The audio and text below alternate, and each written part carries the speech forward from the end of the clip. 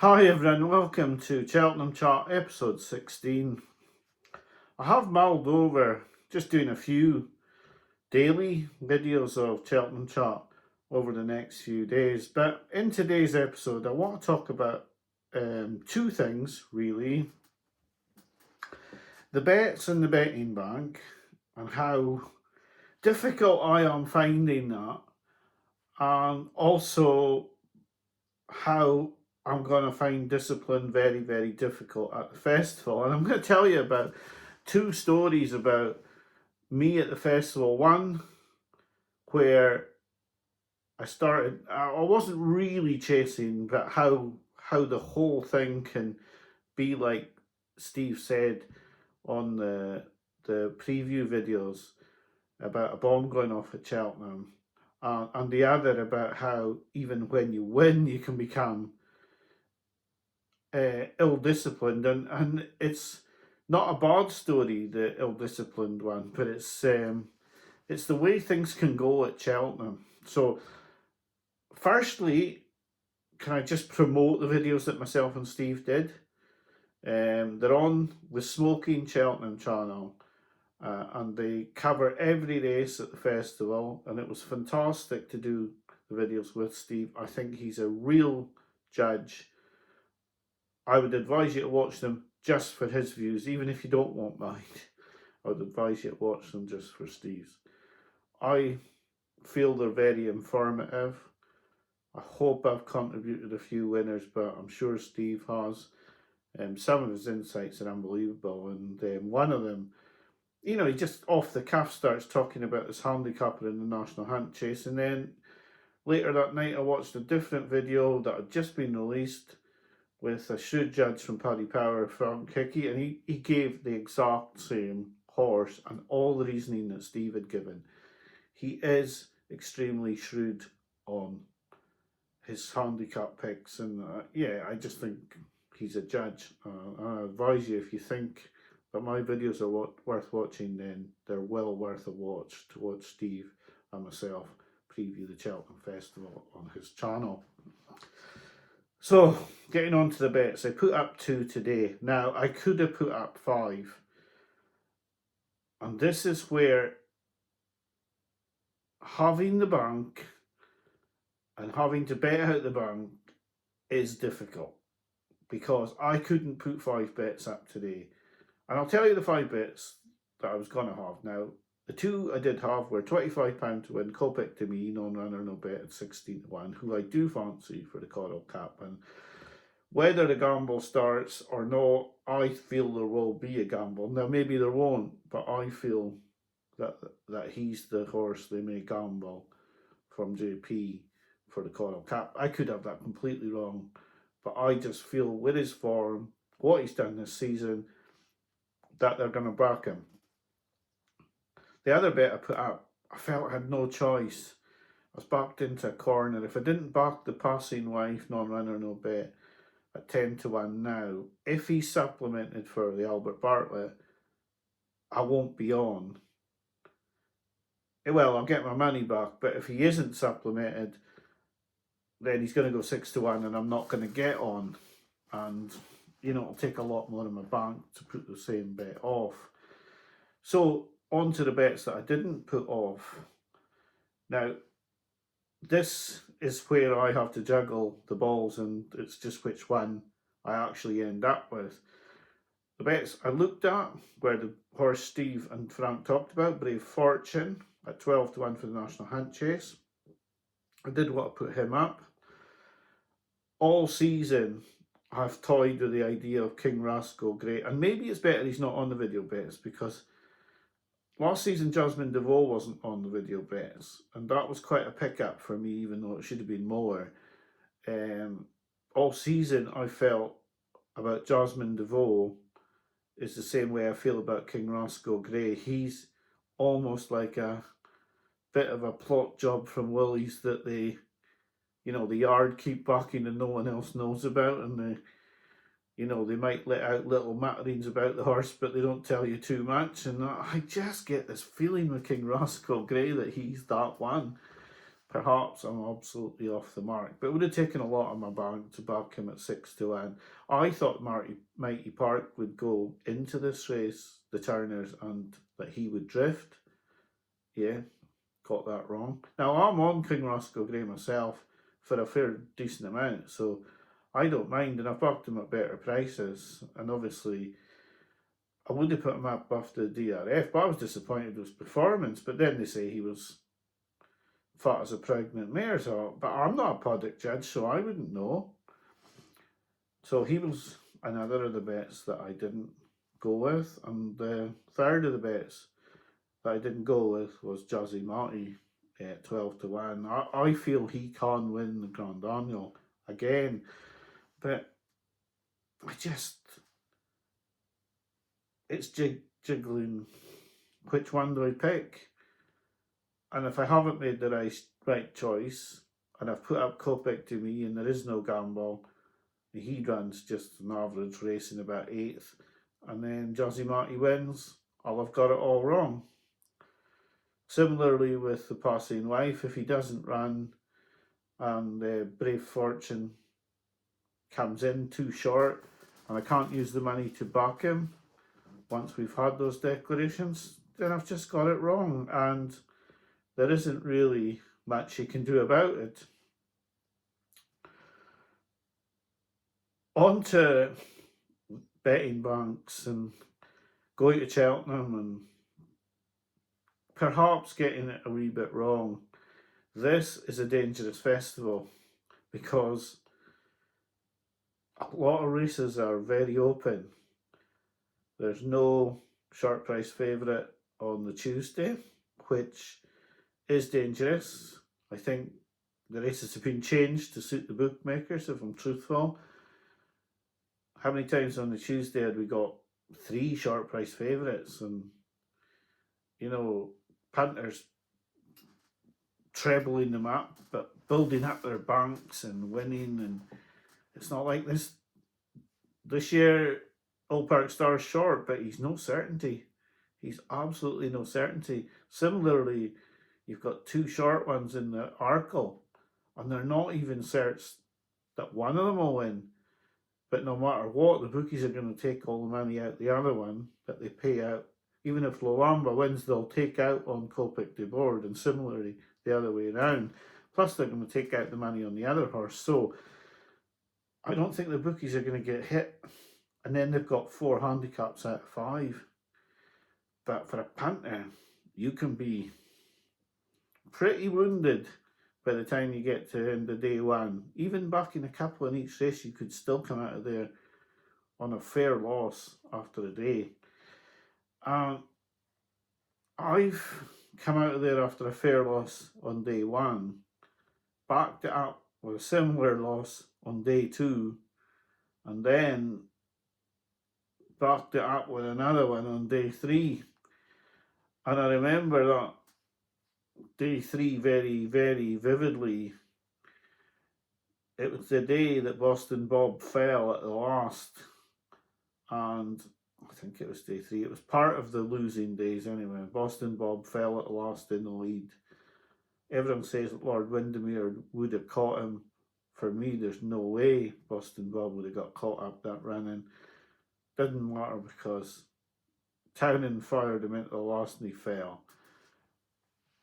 And the drive back to Bristol wasn't fun that night. And I hadn't really got out of control or ill-disciplined, but it showed what Steve had said about the bomb going off at Cheltenham. Once you start getting beat, you can start getting absolutely hammered real quick. And the temptation, if you haven't put a lot of your money off, before the festival starts or before the races start each day, is, and I remember some of the feelings I was having that week. It was like, I need to do something about this. I need to get some of this money back.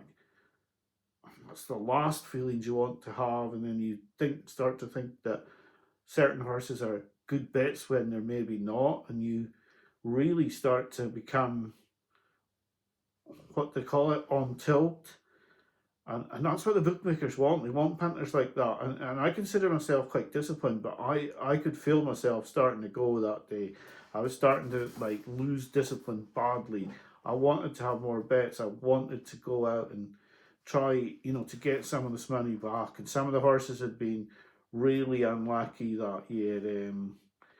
That was the year that my tent or yours, I think, got beaten in Supreme when he was really well fancied. And there were others as well, but Boston Bob was one of the worst for me, falling at the last.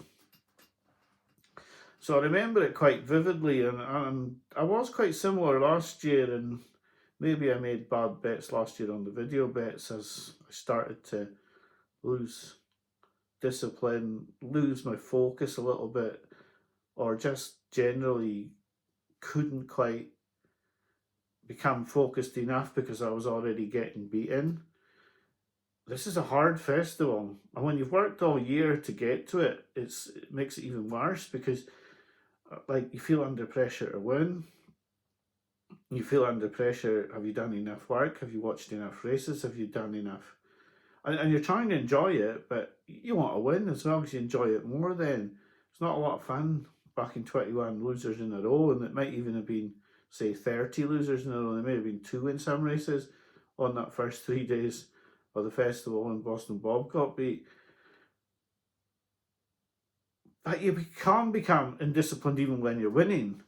And I want to tell you a story about that as well, because I used to go to the races and I used to have all my horses picked out, and I'd go with my racing post and I'd have horses circled for certain races and certain horses that I was definitely going to back. And you'd be really focused, and I thought then I was really disciplined as a gambler. And I remember I had only 2 horses that I fancied one day, and it was a Wednesday, and it was part of the 3-day festival. And I'd gone on the first day, and I had taken certain amount of money, and I'd taken a third of the money to the track on the first day, and I went home with just about 95% of it, or 105% of it. Like, I'd either made a slight profit or a slight loss, but I had it all. So the next day when I went to races, I'd put that money back in the pot, and I took half of what I had left to the track. And I'd had a shorter priced winner that year in the first couple of races, and it gets to race 3 and 4, and I really fancied 2 horses, and one of them was a big price in race 3. And because I was, feeling a wee bit like I could walk on water, to be honest, because I was doing all right. And I walked into this 33 to 1 shop, backed it at 40s and one bookmaker. I actually got 50s as well, I think. And it held on, and it won for my favourite in quite a close finish. I remember the horse, and I'll never forget that day. And so I went up and down the line collecting this money and putting it into a rucksack, and I was just high as a kite, to be honest. And all I could think about was leaving the track. Absolutely no thought going into anything else at all. And in discipline, my discipline had completely gone. All I wanted to do was leave. I couldn't believe I'd won all this money. And I got the rucksack, put it on my back, went back to the stands to watch the next race with my mate. And as they started to come around the home bend, I was barely listening to the race commentary, barely watching the race. And my mate starts pushing me, "Oh, you're in, you're in, you're in." And I kept thinking, what's he on about?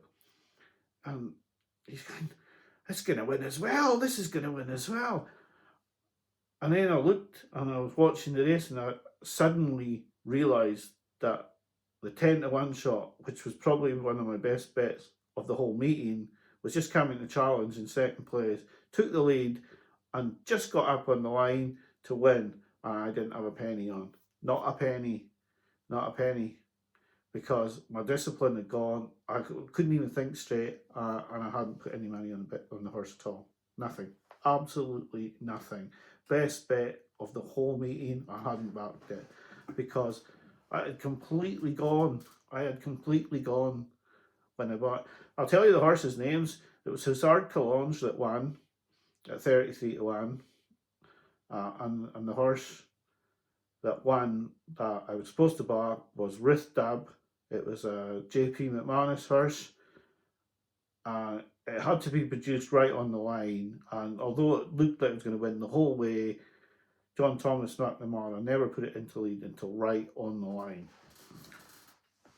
But my discipline, my focus, everything had gone, absolutely gone. So it can go when you're winning as well, and it can go like it went for me, but it can also go that you start thinking you walk on water and you are not going to lose, and you start putting way bigger bets on than you should be putting on because you think it's Cheltenham and you can't get beat. I wish I'd been in that position because I could have quite easily slapped a big bet on with Dab, but I was completely gone, absolutely gone, and I'd imagine, say, if I get one of the bigger ones this week, it could happen again. Cheltenham is a strange meeting, and you have to, as a gambler, you have to enjoy it, but you have to be very focused that you have.